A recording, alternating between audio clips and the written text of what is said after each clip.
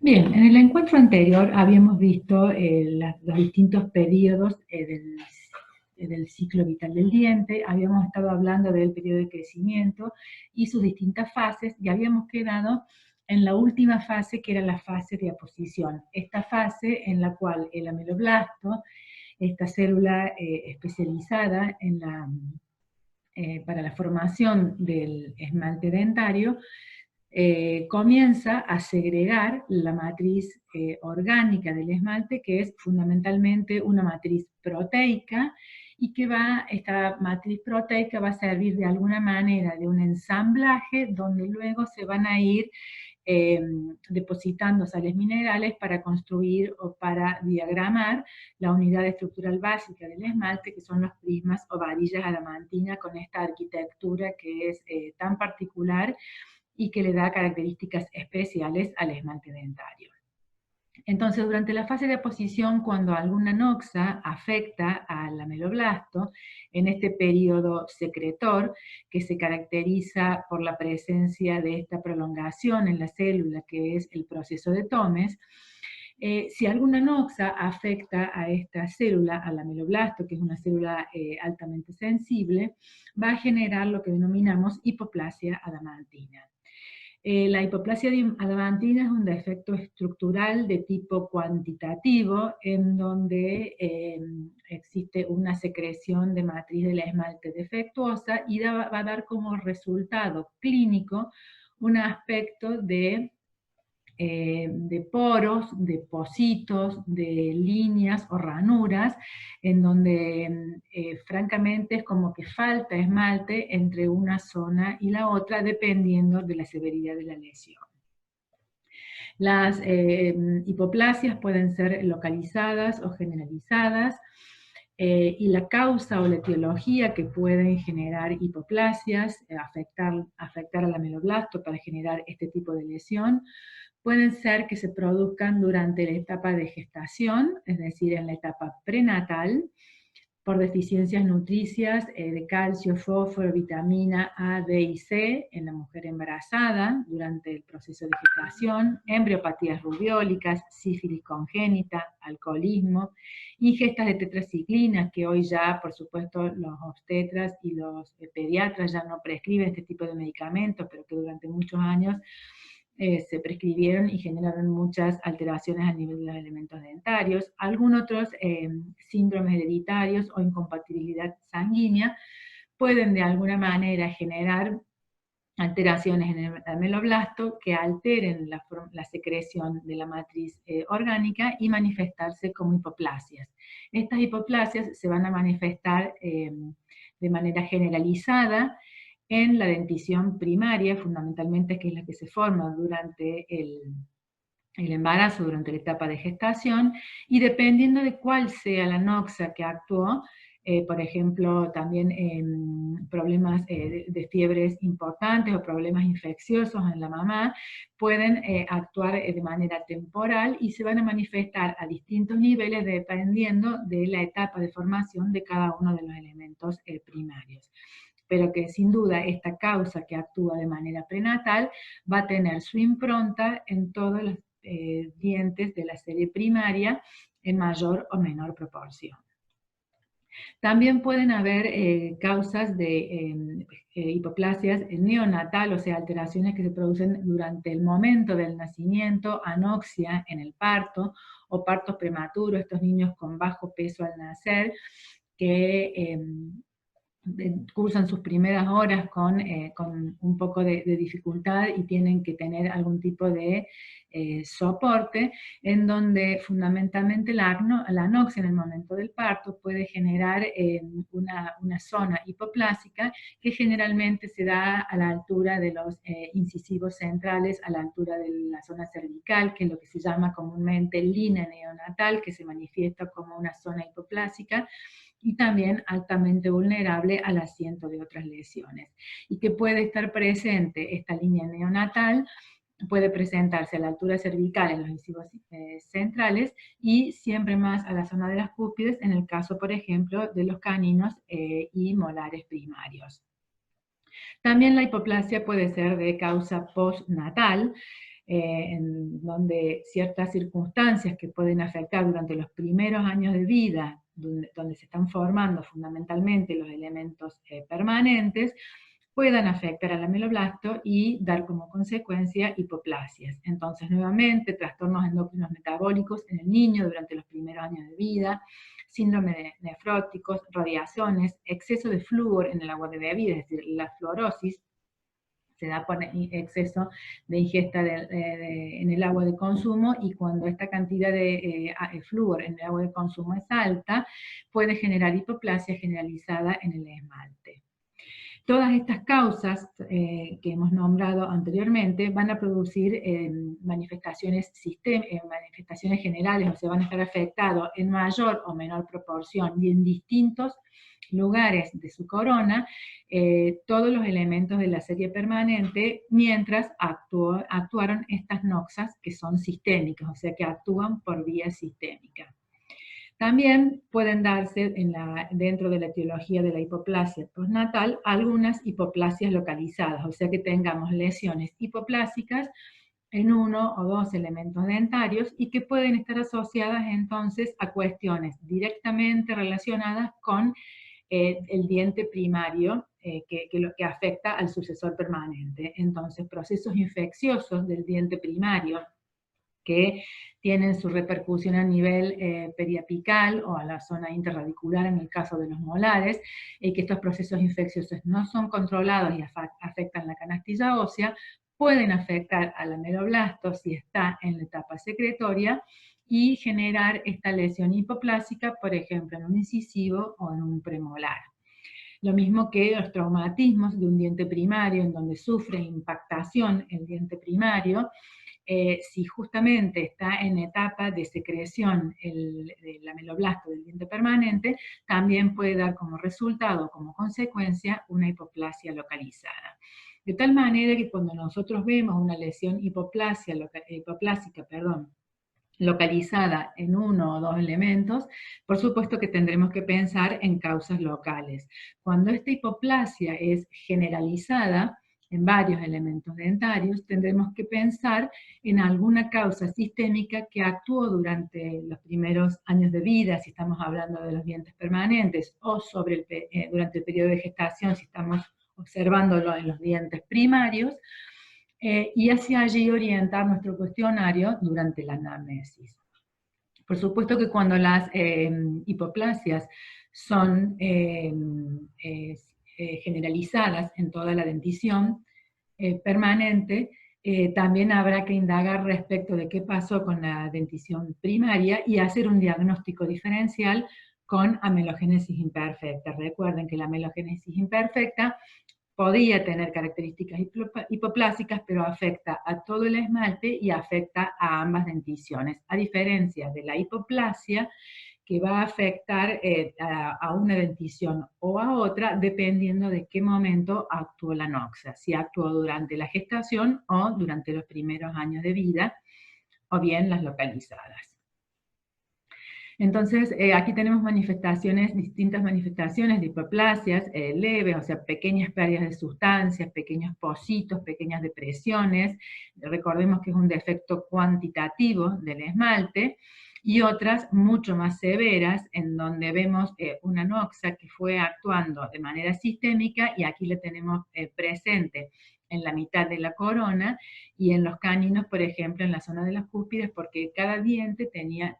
o sea, el ameloblasto fue afectado en la etapa de formación de cada uno de estos dientes.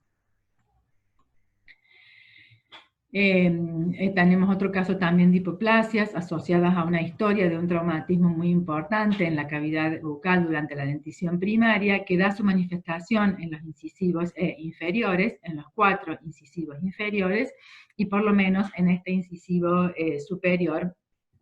que recién está erupcionando. Y esta noxa actuó, según lo que estamos viendo acá, mientras se estaba segregando la matriz que conformaba el borde incisal, porque todo lo que tiene que ver con el cuerpo y la zona gingival, observamos un esmalte relativamente sano. Una de las opciones terapéuticas cuando se nos presentan hipoplasias, y por supuesto dependiendo de la severidad, ya hemos hablado de la necesidad de acompañar al paciente hasta que adquiera la edad protésica para poder hacer una resolución, por ejemplo, en este caso, en este caso más severo, una resolución un poco más estética y un poquito más definitiva, como pueden ser en su momento carillas. Pero mientras tanto, y cuanto más pequeñas son las hipoplasias, se pueden hacer reconstrucciones estéticas con resinas compuestas de distintas características. Ahora, es importante recordar que el esmalte hipoplásico tiene características particulares en cuanto al patrón de adhesión, de tal manera que cuanto más grande es el compromiso del hipoplasio, cuanto más severa es la hipoplasia, menor capacidad de adhesión van a tener estos materiales adhesivos. Bueno, en general muchas veces en estos elementos anteriores el reclamo o el motivo de la consulta es fundamentalmente estético, pero hay que recordar que también son zonas vulnerables en donde pueden asentar luego lesiones de caries, de tal manera que es importante protegerlas. Si son pequeñas zonas, tratar de promover la remineralización de esas zonas hipoplásicas y reconstruir en la medida de lo posible con materiales estéticos. Como vemos en esta situación, en donde este niño presenta hipoplasia en ambos incisivos, también de origen traumático, relacionados con un trauma de los dientes primarios, y pudieron tener una reconstrucción estética bastante aceptable. Por supuesto que la longevidad de estas restauraciones va a depender mucho del tipo de hipoplasia que sea y del patrón de adhesión que se haya conseguido, más allá de los cuidados que tiene que tener el niño respecto de estas reconstrucciones. Y entonces así termina el periodo de crecimiento del ciclo vital del diente y vamos a comenzar con el periodo de calcificación, que yo les decía que ambos periodos, el periodo de aposición, la fase, perdón, de aposición junto con el periodo de calcificación, son dos momentos que están íntimamente ligados porque forman parte de un mismo proceso, que es el proceso de la amelogénesis. Si ustedes recuerdan, la amelogénesis es el proceso de desarrollo del esmalte a cargo del ameloblasto, esta célula que hemos venido hablando, que en la fase de aposición, a través del proceso de Tomes y de todas sus organelas que están distribuidas y preparadas para ese fin, van a segregar una matriz proteica que, como dijimos, sirve de ensamblaje, de andamiaje, para que luego, en la siguiente fase del ameloblasto, que es la fase madurativa o la fase absortiva, esa matriz proteica se reabsorba y precipiten las sales minerales, promoviendo la mineralización o la calcificación de esa matriz, dándole las características tan particulares que tiene el esmalte en la estructura de los prismas adamantinos. Entonces, si bien por razones o por cuestiones pedagógicas dividimos la fase de aposición dentro del periodo de crecimiento y luego se inicia la fase de calcificación, en realidad estos procesos de aposición y calcificación se dan de manera coordinada y subsecuente a lo largo de la formación del esmalte en el proceso de amelogénesis. Entonces, durante el periodo de calcificación, las alteraciones que se pueden dar son las llamadas hipocalcificaciones o hipomineralizaciones, que pueden ser leves. Aquí ya es un defecto en el caso de las hipomineralizaciones o hipocalcificaciones, a diferencia de las hipoplasias. El defecto es cualitativo, o sea, lo que está afectado es la calidad del esmalte, no la cantidad. No hay esa solución de continuidad, no hay pérdida de la solución de continuidad, sino que hay como manchas localizadas de aspecto blanco, cretáceo, opaco, en el caso de las hipomineralizaciones o hipocalcificaciones leves, y en el caso de que estas lesiones sean moderadas,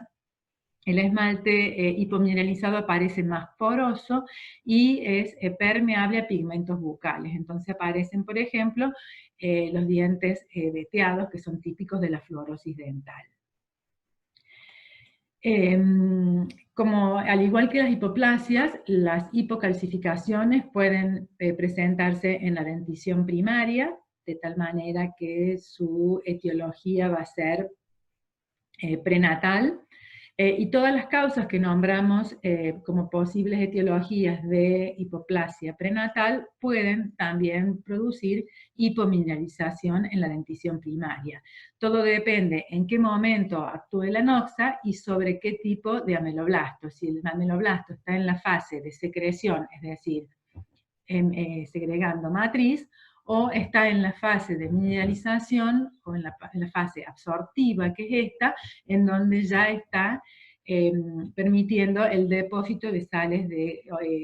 calcio fosfato formando los cristales de hidroxiapatita. Podrán ser hipomineralizaciones neonatales si la causa actúa durante el momento del parto, o bien pueden ser postnatales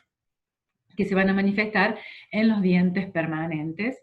en distintos niveles dependiendo con qué magnitud y en qué momento actuó la noxa sobre el ameloblasto. Entonces podemos tener manchas blancas, opacas, cretáceas, que cuando están presentes en un incisivo, aisladamente, como en esta situación o en esta situación, podemos indagar acerca de la posibilidad de un traumatismo en el diente primario o un proceso infeccioso en el diente primario que afectó la canastilla ósea y luego afectó también al ameloblasto en el proceso de mineralización. Hay algunas otras patologías, por ejemplo, en donde hay alteraciones nutricionales, trastornos metabólicos o radiaciones mismas durante los primeros años de vida, que pueden entonces, en lugar de dar hipoplasias, nos van a dar este tipo de hipocalcificaciones más generalizadas en los elementos dentarios, que aparecen como estas líneas más blanquecinas de distinta magnitud. Y también esta puede ser una manifestación de fluorosis leve, o sea, el exceso de flúor en el agua de consumo por encima de una parte por millón, o sea, a partir de 2 partes por millón, hacen que el ameloblasto altere su funcionamiento y pueda manifestarse con hipomineralizaciones o hipocalcificaciones generalizadas. Por supuesto que cuando las hipocalcificaciones o hipomineralizaciones son generalizadas, tendremos que pensar en una noxa que actuó de manera sistémica en determinado momento del desarrollo del esmalte dentario. Y aquí tenemos algunas otras imágenes también relacionadas con fluorosis, que no deja de ser un tipo de hipomineralización con una fluorosis leve y una fluorosis moderada, en donde vemos aquí, como decíamos, que el esmalte, al ser más poroso, absorbe los pigmentos y da este aspecto de veteado. Pero que además vemos que la estructura de la superficie del esmalte, está intacta, no es un defecto cuantitativo como lo es la hipoplasia, sino un defecto cualitativo. De tal manera que a modo de síntesis podemos pensar que durante el proceso de amelogénesis, que realmente es un proceso que, como dijimos, nosotros lo dividimos por cuestiones pedagógicas en la fase de aposición, en el proceso de mineralización y de maduración, es un proceso que se da en el ameloblasto de manera continua, y las mismas causas, los mismos agentes etiológicos, dependiendo en qué momento del proceso de amelogénesis afecten al ameloblasto, nos pueden dar hipoplasia, nos pueden dar hipocalcificación, o también nos pueden dar una hipomaduración que también se manifiesta como una opacidad y que es una lesión más leve. Con respecto al abordaje terapéutico de las hipomineralizaciones, fundamentalmente trabajar con todos los agentes remineralizantes para promover una remineralización de la lesión, tratando de modificar el aspecto clínico y fundamentalmente proteger esas estructuras que pueden ser un poquito más vulnerables a las lesiones de caries. Y como decíamos recién, La amelogénesis es un proceso en donde el ameloblasto puede estar afectado en cualquiera de sus funciones, en la función de aposición o bien en la función de mineralización. Y aquí tenemos un ejemplo de un paciente, de una situación clínica en donde vemos que en el incisivo se ha presentado con hipoplasia en el incisivo superior, mientras que en el incisivo inferior, que cuando actuó la noxa estaba en un periodo de formación más avanzado, en donde ya se había segregado la matriz del esmalte y estaba en la etapa de mineralización, se presenta con hipomineralizaciones. ¿eh? Dentro de las hipomineralizaciones existe una patología que se denomina hipomineralización inciso molar o molar incisiva, que es una patología de una descripción relativamente nueva. Recién en 2003 se le adjudicó el nombre de hipomineralización inciso molar, y Wergen la describió como una anomalía del desarrollo dentario que estaría asociada a causas de origen sistémico y afecta de 1 a 4 primeros molares permanentes, y con frecuencia están comprometidos también a veces los incisivos. Es una patología muy particular que durante muchos años no tuvo este nombre. Recién en 2003 se la nombró como hipomineralización inciso molar, y antes se lo llamaba dientes de tiza o dientes de queso, porque tenía una característica muy particular, el aspecto clínico del molar, como el que ustedes ven en esta imagen, y además características de cuando era severa la hipomineralización inciso molar, produce una pérdida de sustancia simplemente por el contacto masticatorio. ¿Qué más tiene de característico esta patología? Es, como ustedes leerán acá, que afecta de 1 a 4 molares permanentes y no necesariamente de manera simétrica, y eso es lo que lo hace tan rara y tan especial a esta patología. Es una alteración de la calcificación circunscripta, cualitativa, o sea, es un defecto cualitativo del esmalte, no necesariamente simétrica, como decíamos, o sea, puede afectar a un molar de los 4 molares permanentes, afectar de manera leve a uno y moderado o grave a otros, que se diferencia de la hipoplasia y de otras afecciones de origen sistémico y hereditario, fundamentalmente por esto, porque no es simétrica. Hasta aquí, cuando hablábamos de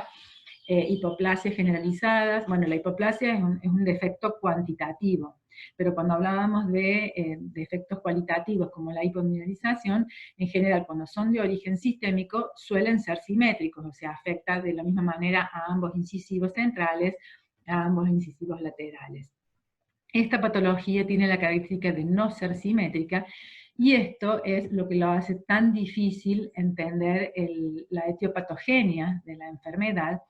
porque por supuesto que si conocemos el proceso de la amelogénesis y entendemos que el proceso sistémico, o sea que la etiología pueda ser sistémica, ¿cómo es que esta causa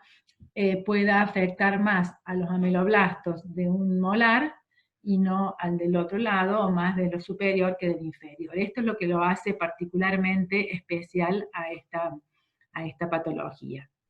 Y como dije, es patognomónico que esté afectado por lo menos uno de los 4 molares, pero no necesariamente los incisivos. ¿Pueden ir acompañados de incisivos? Sí, pero no necesariamente tiene que estar presente la hipomineralización en el caso de los incisivos. Por el contrario, si nosotros vemos hipocalcificaciones solamente en los incisivos, pero no en los molares, deberíamos pensar más en una causa de origen traumático o infeccioso, como nombramos anteriormente. Los dientes afectados en los pacientes con HMI, con la hipomineralización molar incisiva, especialmente los molares, se presentan muy sensibles a estímulos térmicos. A veces el paciente no puede ni cepillarse porque es altamente sensible también a los estímulos químicos y mecánicos. Aun cuando el esmalte esté clínicamente intacto, es decir, cuando no haya pérdida, cuando no haya descomprado nada del esmalte, aún en las opacidades son altamente sensibles. Y entonces el paciente puede experimentar dolor durante la alimentación, el cepillado dentario, y esto fundamentalmente los convierte en pacientes sumamente susceptibles, cuya atención clínica es bastante dificultosa.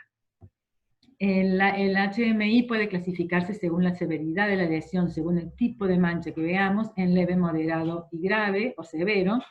El leve es esta mancha blanca cremosa, blanco crema que veíamos recién en la imagen. El moderado es una mancha más amarillo marrón. Y el severo es cuando hay pérdida del esmalte, pero como dijimos, es un efecto cualitativo, no cuantitativo. Y esta pérdida de esmalte está relacionada con que la mancha o el defecto está ubicado en zonas de impacto masticatorio y el mismo impacto hace que ese esmalte se resquebraje y se pierda transformándose en una cavidad.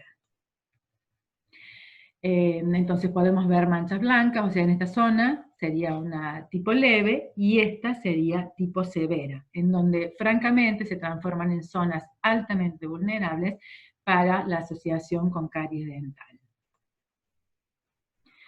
Aquí tenemos la forma moderada, la forma moderada en los incisivos,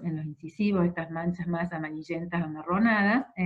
y en los molares, en este caso de este paciente, con un poquito más de severidad.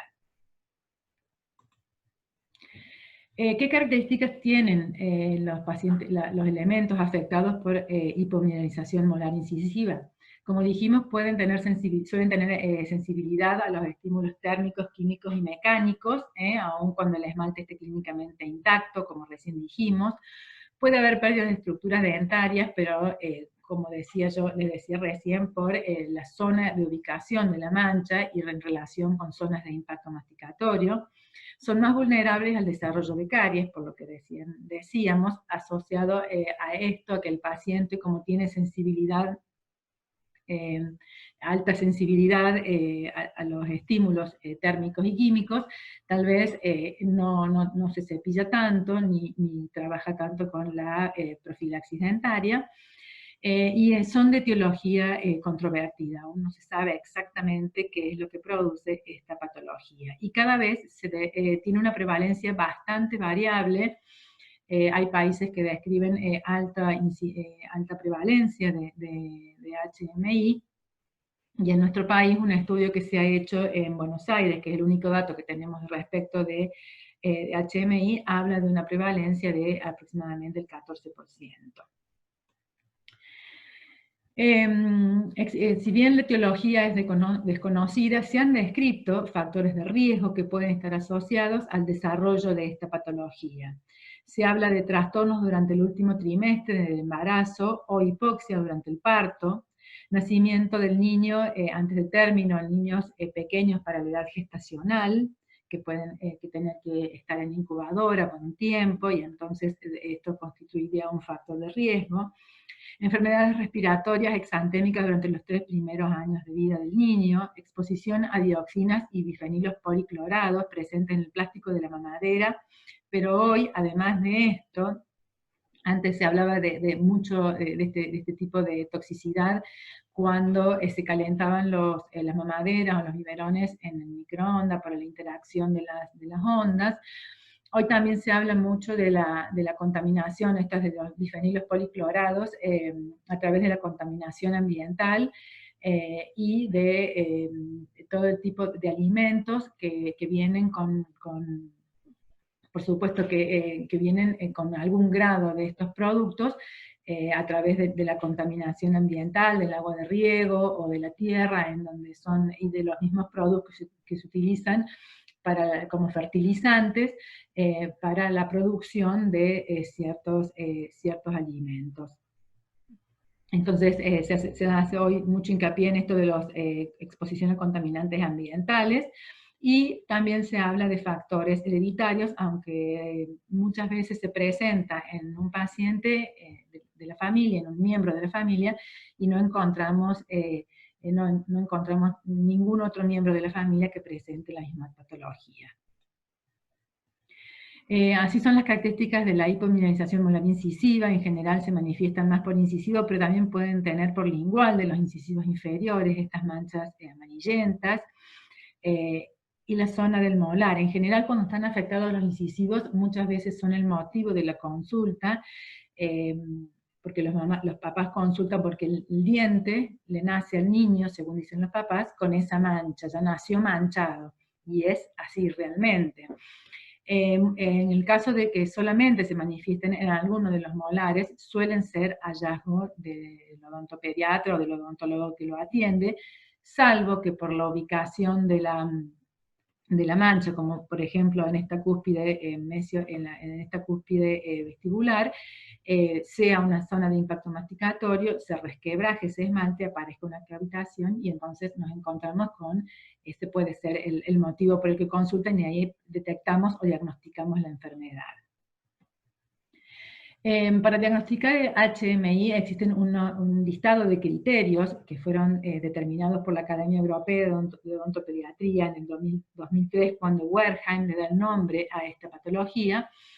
y determina que para diagnosticar HMI podemos observar presencia de opacidades delimitadas o circunscriptas en uno o más primeros molares permanentes. Entonces yo les decía que tiene que estar presente por lo menos en un molar permanente. Rotura del esmalte tras la erupción, estas cavidades que aparecen sin que sea una boca de riesgo cariogénico y de repente encontramos estas lesiones cavitadas o estas pérdidas de sustancia en el esmalte, que no son caries originalmente, y en zonas donde normalmente a lo mejor no habría caries, en las cúspides, por ejemplo. Obturaciones extensas, cuando nosotros vemos en algún paciente que hay obturaciones muy extensas en una boca que no tiene tanto riesgo de caries o que no tiene un riesgo de caries marcado, y en localizaciones no habituales, y hay opacidades en los márgenes de esa restauración o en otro molar, podemos inferir que el paciente tiene HMI. Y cuando hay pérdidas o extracciones de un molar, sin que haya un riesgo cariogénico que justifique la pérdida de un molar permanente, habiendo opacidad o alguno de los defectos descritos, por ejemplo, en un incisivo, alguna mancha o alguna opacidad como la describimos. Entonces nosotros le preguntamos a la mamá, ¿y este molar se lo extrajeron? Sí, doctora, porque apenas le erupcionó, le salió roto,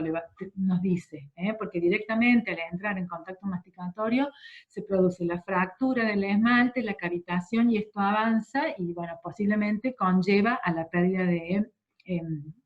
ese molar. En relación con algún otro defecto de opacidad en un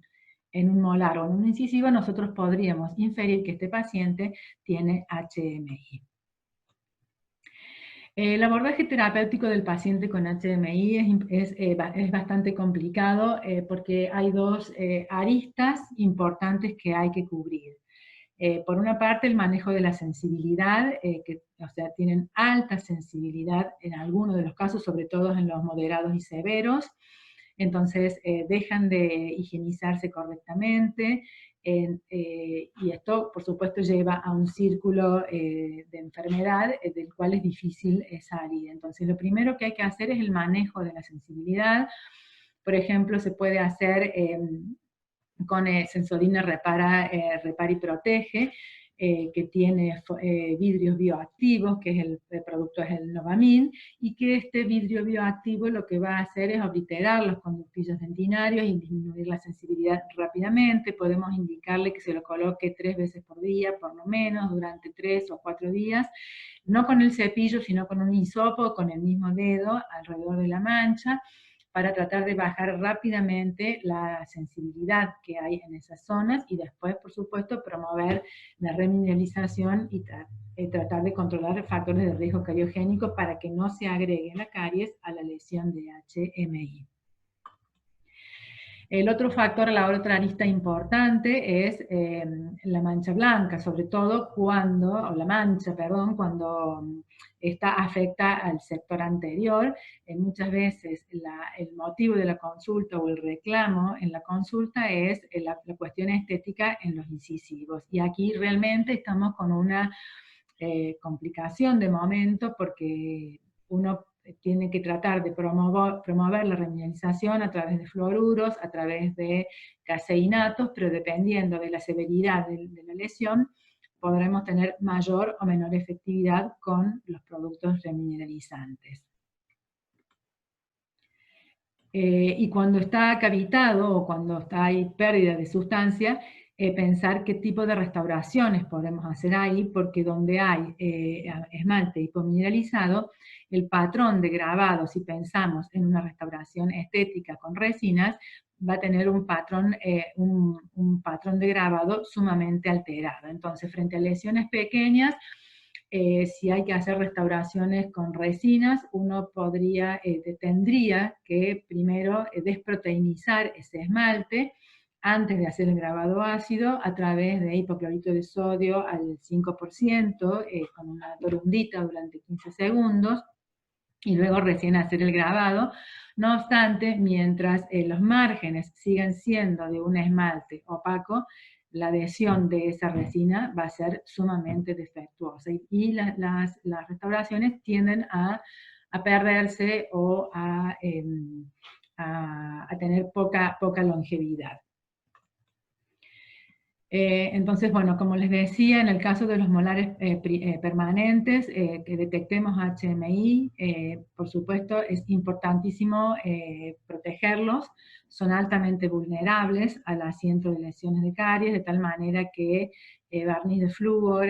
barniz de flúor o selladores a base de ionómero sería una muy buena opción para los molares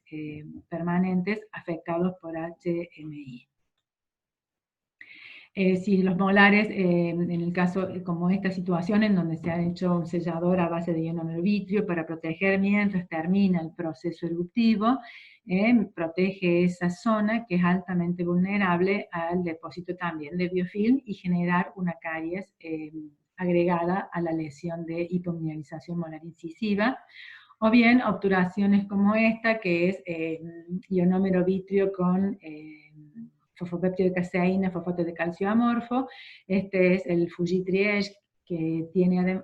además de ser un ionómero vitrio, tiene agregado de Recaldent, y que actúa como remineralizante. Viene de color rosa y color blanco, color diente, pero el color rosa se coloca ex profeso para determinar que esa restauración es provisoria y debe ser chequeada y controlada. Y cuando la pérdida de sustancia es muy, muy importante o se fracturan zonas funcionalmente importantes, como son las cúspides vestibulares en los inferiores, las cúspides palatinas en los superiores, y el diente va perdiendo mucha estructura y empezamos a perder dimensión vertical, y no hay restauración que nosotros podamos hacer en estas cavidades tan grandes y afectadas fundamentalmente por un esmalte hipomineralizado que tiene muy baja adhesión, y hay alta sensibilidad para el paciente, lo ideal sería colocar coronas estampadas hasta tanto el paciente vaya creciendo y su cámara pulpar se vaya achicando, para permitir hacer luego, más adelante, algún tipo de restauración más estética. En este momento la prioridad es proteger esas estructuras, evitar que haya más pérdida de sustancia, y por supuesto el sobreagregado de lesiones de caries que puedan afectar al tejido pulpar. Sin duda, la hipomineralización molar incisiva es una patología que, si bien no tiene una prevalencia alta, cada vez se ve con más frecuencia. Esto tal vez tenga que ver con que antes no la identificábamos y ahora sí la tenemos más presente, de tal manera que diagnosticamos más HMI. También hoy se está hablando que ya no se llama no debiera llamarse hipomineralización molar incisiva, sino simplemente hipomineralizaciones, porque está afectando también a segundos molares, tanto de la serie permanente como de la serie primaria. Entonces, es una patología que tiene grandes controversias. Fundamentalmente existen varios cuestionamientos o varias preguntas que nos hacemos y nos hacen los papás. Una de ellas es la dificultad para identificar con seguridad su etiología. Como no podemos saber cuál es su etiología a ciencia cierta, sino que la asociamos a factores de riesgo, es una patología que no se puede prevenir. Como no sabemos qué la causa, tampoco la podemos prevenir. Entonces, esto también nos genera mucha dificultad con esta patología. Y por otra parte, en la cual es una patología en la cual la profesión, los profesionales de odontología no tienen respuestas apropiadas para dar ni a los padres ni a los pacientes. Frente a una pérdida de sustancia, frente a una ruptura de un elemento dentario, no tenemos muchas respuestas con respecto a la sensibilidad. Estamos aplicando terapias que se aplican para la sensibilidad dentinaria o la remineralización, los remineralizantes que también los aplicamos para la lesión incipiente de caries, pero sin tener mucha respuesta favorable o muchas opciones terapéuticas para ofrecerle al paciente a solucionar este problema, que en realidad lo que ellos buscan es una solución y de momento no tenemos, sobre todo para los casos de HMI moderado y severo. No se puede prevenir hasta ahora, no podemos decir que se pueda prevenir el HMI porque, como dijimos, no se conoce su etiología a ciencia cierta, pero sí se conocen factores de riesgo. Y creo que en nuestro país falta mucha información. En Estados Unidos hay toda una institución, una campaña para el diente de tiza, como le llaman ellos, o choquitis, en donde promueven y dan información, y eso me parece que es el rol que nos compete a nosotros, informar y hacer diagnóstico precoz para detectar lo más precozmente posible esta patología y actuar en consecuencia. Esta institución, esta campaña que en Estados Unidos que promueve información sobre los dientes con HMI o choquitis, como le llaman ellos, y que hacen campañas de educación en escuelas y a padres, dicen que 1 de cada 5 chicos en la escuela tienen HMI, que todos los años se detectan 14 millones de nuevos casos de HMI, y aumenta en 10 veces el riesgo de caries en los niños cuando tienen HMI, de tal manera que es una patología de la cual deberíamos informarnos y deberíamos también generar algún tipo de campaña de información para los padres y promover fundamentalmente los controles periódicos, especialmente alrededor de los 6 años, que es cuando van a erupcionar los primeros molares permanentes, para poder hacer un diagnóstico precoz. De momento, HMI es una patología que no se puede prevenir. Lo que sí podemos hacer es conocerla para reconocerla, para detectarla, para diagnosticarla precozmente y limitar el daño. Bueno, les agradezco mucho por la presencia y si tienen alguna duda me pueden contactar al correo electrónico o bien a través del aula virtual. Una vez más les agradezco el acompañamiento y nos vemos en la próxima clase. Gracias.